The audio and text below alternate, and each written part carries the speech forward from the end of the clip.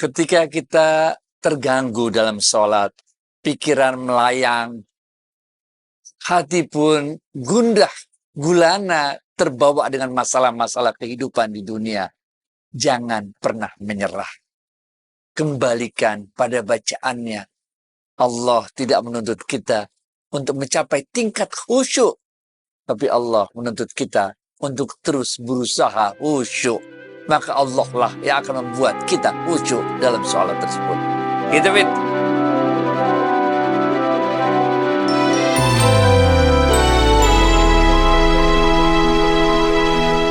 Assalamualaikum warahmatullahi wabarakatuh, sahabat Smart Skill School. Semoga kita semua selalu dalam lindungan Allah Subhanahu wa Ta'ala. Amin.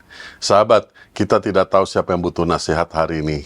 Namun, jika sahabat membagikan atau share tausiah ini kepada orang-orang, siapa tahu ada orang yang tertolong hari ini, menjadi pahala yang tidak terputus. Masya Allah.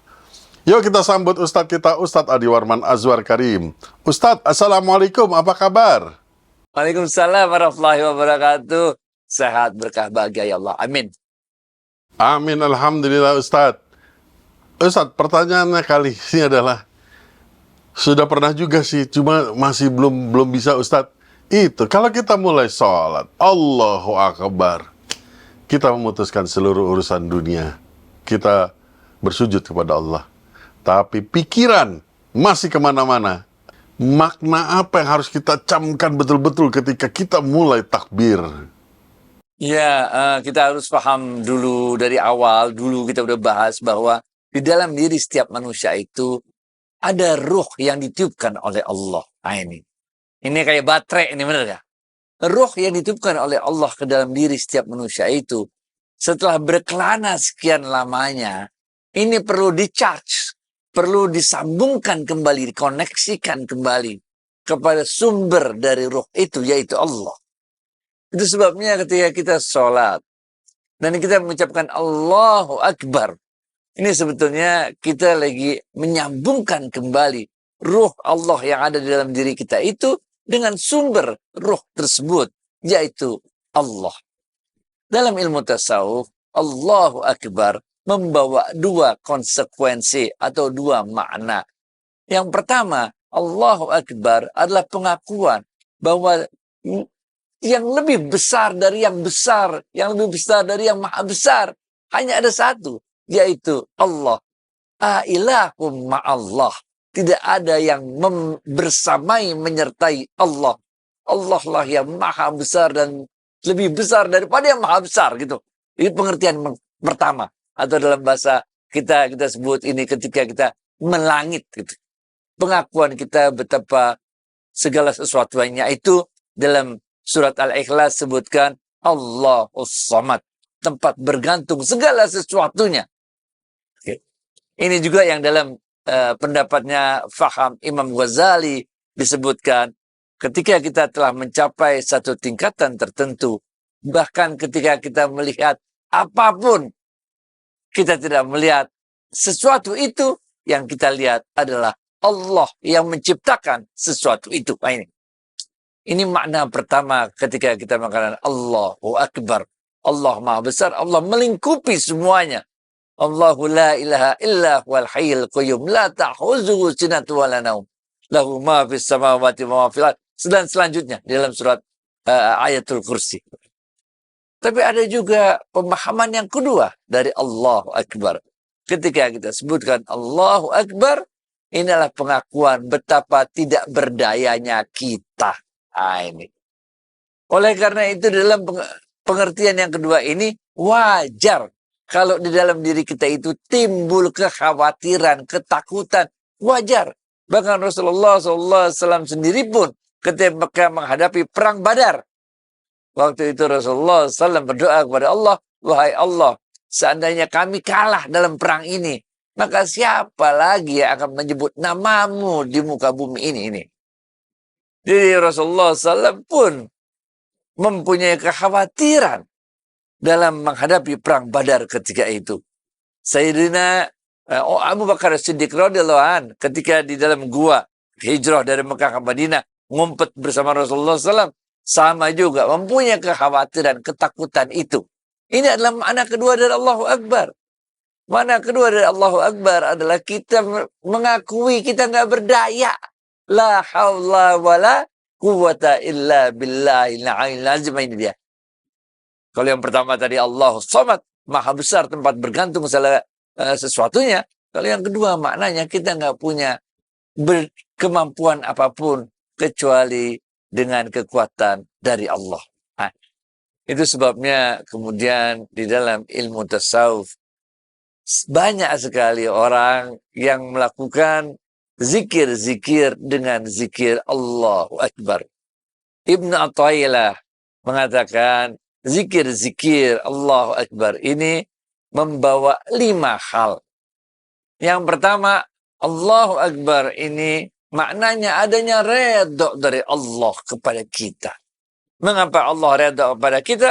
Karena kita mengakui bahwa segala sesuatu yang kita lihat ini, semua ciptaan Allah ini, kita tidak melihat sesuatu itu. Apakah dia penjahat, apakah dia singa yang lagi nerkam kambing. Semua yang kita lihat, semua adalah wajahnya Allah, kebesarannya Allah. Bagaimana Allah mengatur semua ini dalam kehidupan di dunia ini. Bagaimana orang yang kaya jadi miskin, yang miskin jadi kaya. Orang yang sakit jadi sehat, orang yang sehat jadi sakit. Semuanya. Kita nggak ngelihat hal tentang sakitnya. Kita nggak ngelihat tentang hal tentang kayanya, tentang hebatnya. Tapi yang kita lihat semua, betapa dahsyatnya Allah yang maha besar itu mengatur segala sesuatunya. Sehingga kita redha atas apapun yang terjadi, yang ditetapkan oleh Allah. Ini yang pertama. Yang kedua, ini menciptakan kelembutan kalbu. Karena diri kita ini, kalbu kita ini telah tersambung dengan yang maha lembut. Maka kita pun menjadi lembut. Ketika kita menghadapi berbagai persoalan di dunia ini, yang pasti semua orang menghadapi lah. Orang kaya juga pernah nggak punya duit, benar nggak? Orang miskin juga pernah punya duit, gitulah. Apapun yang kita lihat, hati kita selalu lembut. Orang yang menzolimi orang lain, orang yang dizolimi, kita melihat ini sebagai satu pelajaran yang diberikan kepada kita. Ini yang menyebabkan hati kita menjadi lembut, karena kita tahu bahwa semua yang terjadi ini ada yang ngatur. Yang ngatur itu namanya Allah. Yang ketiga, bertambahnya kebaikan dalam diri kita. Karena segala sesuatu yang kita lihat, karena kita paham betul bahwa kita tidak berdaya apapun, kecuali dengan kekuatan yang diberikan Allah pada diri kita, maka salah satu cara untuk mensyukuri nikmat dari kekuatan yang diberikan Allah kepada diri kita itu adalah dengan berbuat kebaikan lagi. Sama seperti bulan yang memancarkan kembali, memantulkan kembali sinar matahari kepada dunia ini. Nah, ini. Matahari menyorot ke bulan, bulan memantulkan sinarnya kepada kita di bumi. Begitu juga dengan kita. Allah sebagai sumber cahaya memantulkan cahayanya ke dalam diri kita. Kemudian kita memantulkan kembali cahaya itu kepada orang lain. Allah memberikan begitu besar kebaikan kepada kita. Maka kita pantulkan kebaikan itu kepada orang-orang di sekitar kita. Yang keempat adalah terjaga dari godaan syaitan. Kita tidak memandang setan sebagai penggoda yang menakutkan, penggoda yang enggak. Setan sama juga dah, sama-sama makhluk sama kita, malah lebih mulia kita. Kenapa lebih mulia kita? Lah, ini kisahnya Nabi Adam dengan iblis yang udah sering dibahas di mana-mana. Sehingga kita tidak melihat apa-apa iming-iming setan kepada diri kita itu. Dengan berbagai persoalan hidup yang kita hadapi, ada setan iming-imingin untuk melakukan berbagai kegiatan yang haram. Kita tidak akan tergoda. Karena mengapa kita harus mendapatkan janji-janji, iming-iming dari setan? Kenapa kita percaya pada iming-iming setan? Mengapa kita tidak percaya pada iming-iming dari Allah tentang pertolongannya bagi orang-orang yang bertakwa? Padahal setan udah terbukti suka bohongin orang. Ente masih percaya aja minta pertolongan dari setan. Mending langsung minta pertolongan dari Allah. Innallaha ini la yuhliful mi'ad. Sungguh Allah itu tidak pernah mengingkari janji-janjinya. Dan yang kelima adalah kita akan terhalang dari tindak-tindak maksiat. Itu sebabnya disebutkan inna sholati tanha 'anil fahsya'i wal munkar. Bahwa ini sholat-sholat yang kita lakukan akan mencegah kita dari perbuatan-perbuatan mungkar. Kita tahu betul siapa diri kita tahu betul siapa Allah. Kalau kita hebat, karena kita seperti bulan yang memancarkan cahaya. Orang nyangka bulan memancarkan cahaya, padahal bulan cuma memantulkan cahaya dari matahari. Begitu juga kita sukses itu karena kita sekedar memantulkan cahaya yang Allah berikan pada diri kita. Gitu, Wid. Masya Allah, terima kasih Ustadz atas waktu dan tausiahnya. Assalamualaikum warahmatullahi wabarakatuh. Waalaikumsalam warahmatullahi wabarakatuh. Assalamualaikum.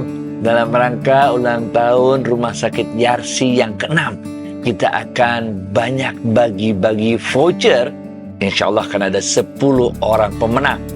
Jawab di kolom bawah ini ya. Ramein komentar-komentarnya. 5 voucher kalsium skor A6 Rp160.000. 5 voucher screening payudara A1,2 juta rupiah. Dan pertanyaannya adalah, di manakah alamat Rumah Sakit Yarsi di Jakarta? Oke? Di manakah alamat Rumah Sakit Yarsi di Jakarta?